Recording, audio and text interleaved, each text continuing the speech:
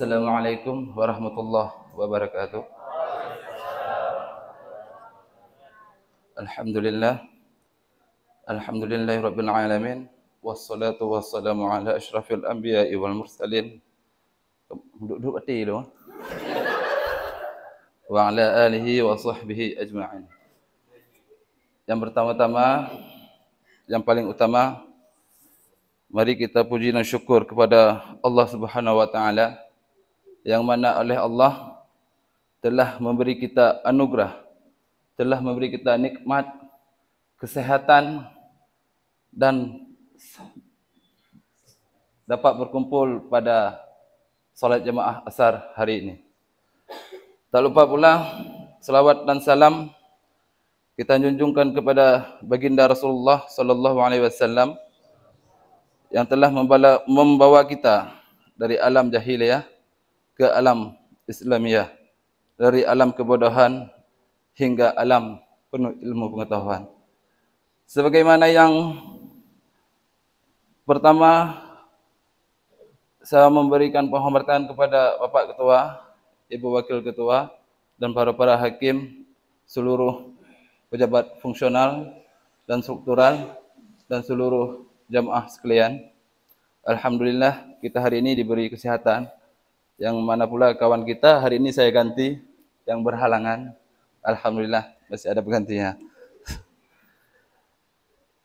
Dan kemarin sudah diceramahi oleh Pak Hadi yang tausiah oleh Pak Hadi. Ini kata-kata yang apa maaf besar. Seperti hanjut Indonesia.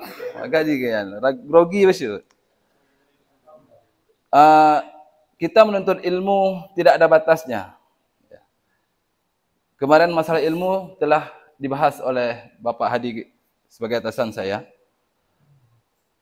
Ketika kita mempunyai ilmu, sesuatu ilmu, walaupun ilmu itu hanya bismillahirrahmanirrahim, dengan nama Allah yang Maha Pengasih lagi Maha Penyayang. Kalau bismillah tidak kita amalkan, bayangkan ilmu itu bagaikan pohon yang tidak ada buahnya. Ilmu yang tidak diamalkan, walaupun sedikit mengetahui alif, ba, ataupun sa, kita tidak tahu apa itu alif. Tapi itu sama aja ilmu yang tidak berfaedah. Walaupun kita menuntut ilmu sampai ke negeri Cina. Walaupun ke negeri Cina ya.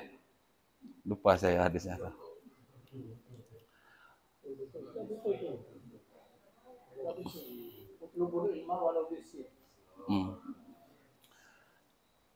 Yang penting ilmu yang kita peroleh, walaupun itu sedikit, yang jangan lupa kita amalkan.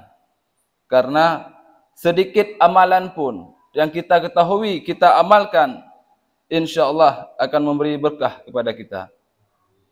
Hanya itu yang dapat saya sampaikan. Billahi taufiq wal hidayah. Assalamualaikum warahmatullahi wabarakatuh.